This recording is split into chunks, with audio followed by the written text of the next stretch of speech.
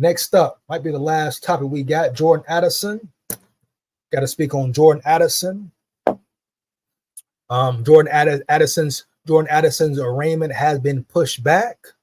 I don't think Jordan Addison gonna get suspended at all. I don't think he was even driving drunk or nothing like that. And it's the reason they're pushing it back. It could be just to, get some more guapino with it. We know how the system is. Could be about the guapino. But at the end of the day, if he was really guilty and he was really on drugs or whatever the case may be, they would have already suspended him, got it out the way. If he was really guilty of whatever, it would have been a major deal, dog. And he would have been suspended already. And the fact that they push his arraignment back, which I'm going to get into, says a lot. Says a lot, homie. Let's just get into it right now. You get into it right now, huh? Get into it right now, man.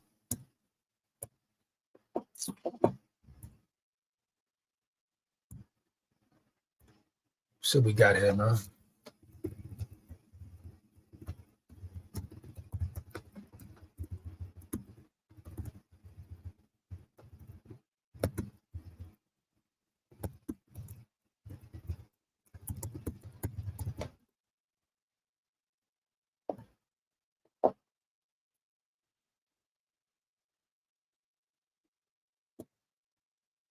See what we got here, bro.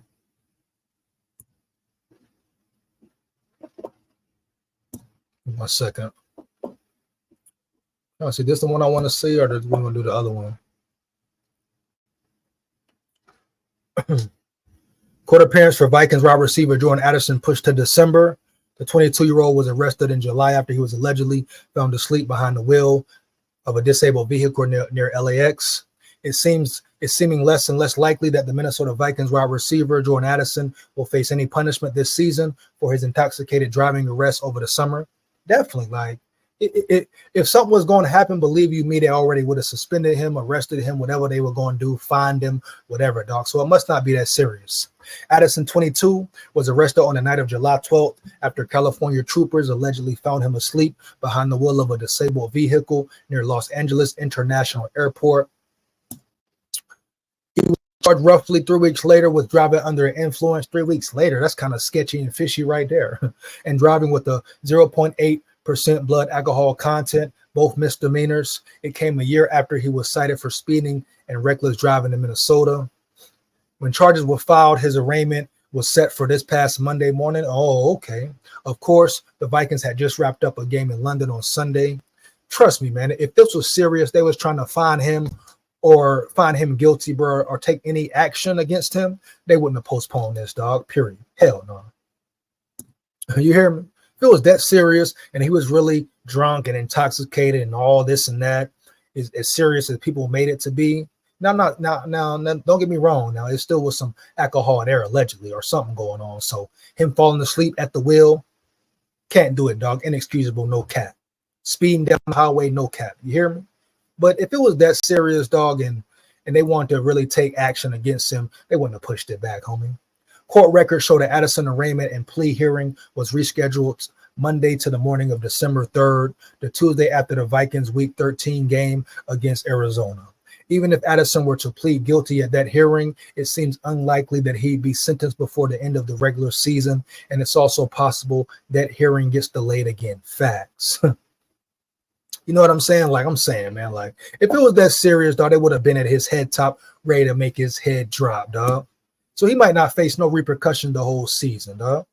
And I ain't gonna sit here and say he should, because nobody knows the full extent of what went down or what's really going on. We don't even know if he was drunk for real or what went down, dog. Obviously, it's not that serious. You hear me, dog? The speeding probably was worse than this here. Falling asleep at the wheel, never okay. A lot of things could have happened.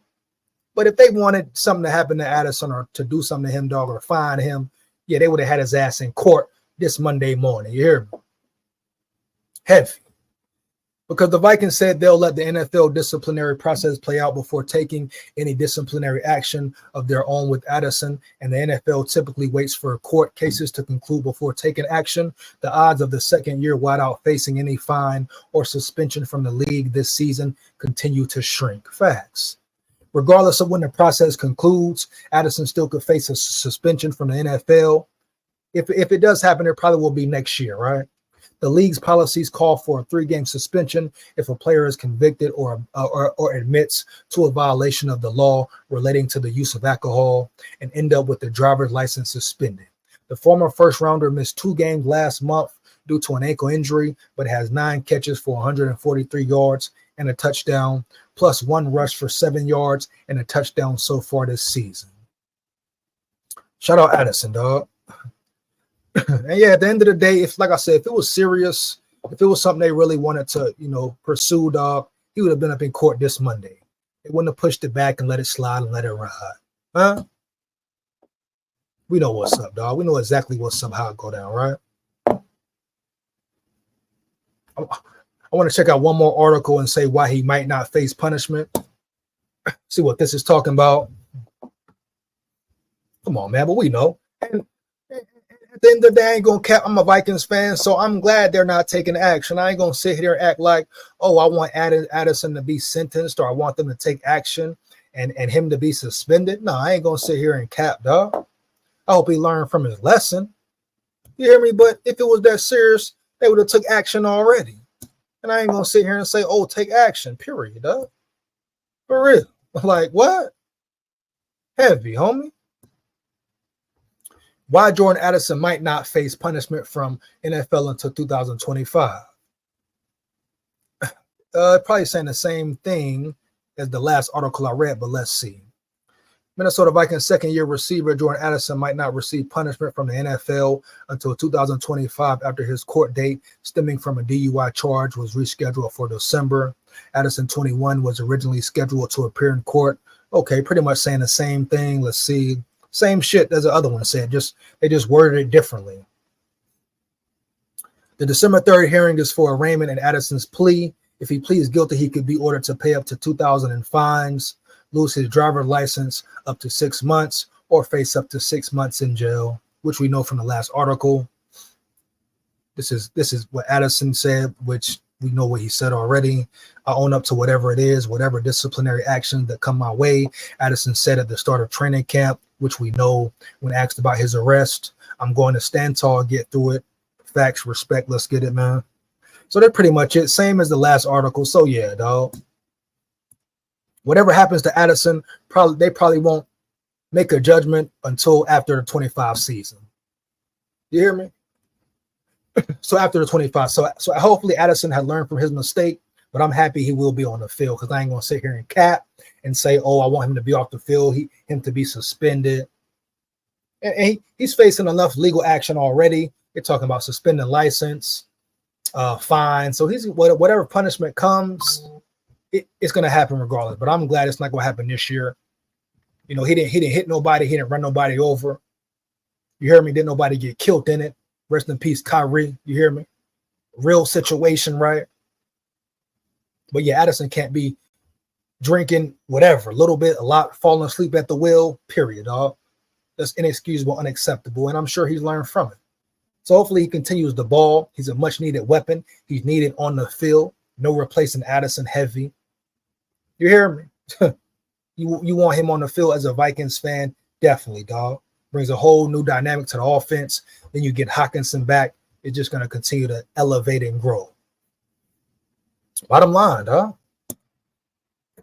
That's it for Addison, man. Shout out Swaggy Addy, homie. Wish him the best, dog. Hopefully he keep his mind right. Stay zoned in, big dog. Stay zoned in. 1,000. You understand? Next up, I talked about the defense earlier, but I got to single out one player and give Stephon Gilmore his credit, his just due, right?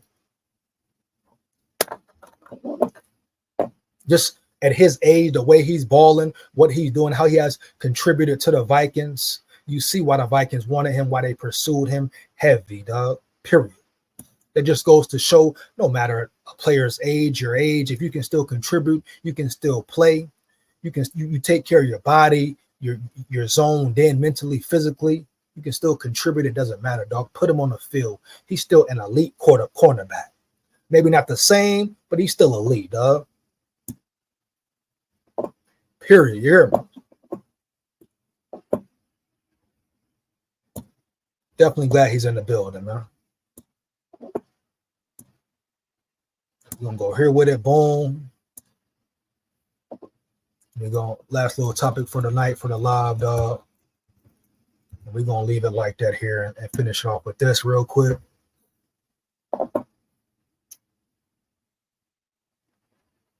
Here we go. Yeah, man. Stephon Gilmore sounds off on outsmarting Aaron Rodgers. Vikings perfect start. Yeah, shout out Stephon Gilmore, dog. True competitor, true veteran, true leader, man, on the defense. Minnesota Vikings new cornerback Stephon Gilmore is a former NFL Defensive Player of the Year for a reason. Facts. And it showed in his play against QB Aaron Rodgers in the New York Jets in London. Gilmore tallied 6 tackles and an interception, big time interception. You hear me? To help the Vikings to a 23-17 victory that takes the team into its bye week at a perfect record of 5-0. The defensive back spoke to Albert Breer of Sports Illustrated following the win on Sunday, October 6th, during which he discussed how he outsmarted Rodgers to force one of the 3 Minnesota takeaways on the day. You see what he said? Outsmarted. You hear me? Outsmarted Rodgers, right? That's real veteran savvy. You know, everybody doesn't bring that to the table, dog. I don't care what they say about Rodgers. He's this, he's that, older, 40, whatever. Just the fact Stephon Gilmore knows that he outsmarted Rodgers. That's just swag. That's just savvy, homie. That's him playing the game at a high level for years. Being able to make a game-winning pick when your team is damn near about to give the game up. Your defense is dead tired. Been on the field majority of the second half. He found a way. The defense found a way all game. And you can say that was the biggest interception of the game because it sealed it, dog. Just the fact that he outsmarted Rodgers, understood what was going on, processing everything in seconds, really, makes a big play. Can't take it for granted, homie. Can't take it for granted. Shout out Gilmore. You hear me? Shout out Gilmore. I just know Aaron Rodgers. He's like he likes back shoulder throws. Facts. Gilmore told Breer. I was able to cut wide receiver Mike Williams off at the top of the route and be able to see the ball. They got me the play before that on the slant. Boom. He said he learned from it. Learned from his mistakes right there quickly and swiftly. They got him on the play before the slant. What did he do? He knew what was coming. He knew the quick pass or over the back throw was coming. And he adapted, homie. Adapted. Not everybody can do that, dog. I told him if he threw it my way again, I'm going to make him pay. I had a good technique and made the play. Let's get it, man. That's what it's about, dog. He said, throw it again. I'm going to get you. You hear me? And that's what he got it. Breer also asked Gilmore about one of the most unexpected 5-0 starts in recent NFL history. It doesn't surprise me because I think that we just play together. Unselfishly. You hear what he said? Unselfishly, dog. Man sharpen man, iron sharpen iron. Everybody want to see everybody win, dog. Ain't no divas on the squad, huh? Ain't no crybabies on the squad, huh? On the defense. You know what I'm saying? Nobody crying about having all the attention, all the star power. They're a team. They want to win together. They're a unit, a real unit, dog. I told you, chemistry, cohesion, it's a different animal, dog. It makes all the difference. Period. Yeah, you hear me? SKOL Vikes. The QB said, we don't care who makes the plays. We just want someone to make the plays each down. Let me say it again.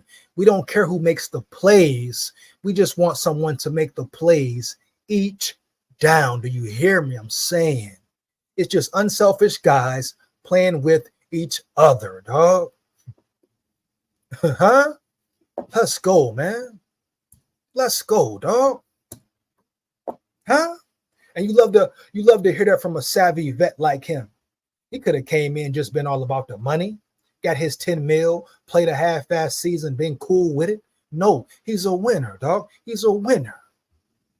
Huh? And the fact he knows what it takes to win.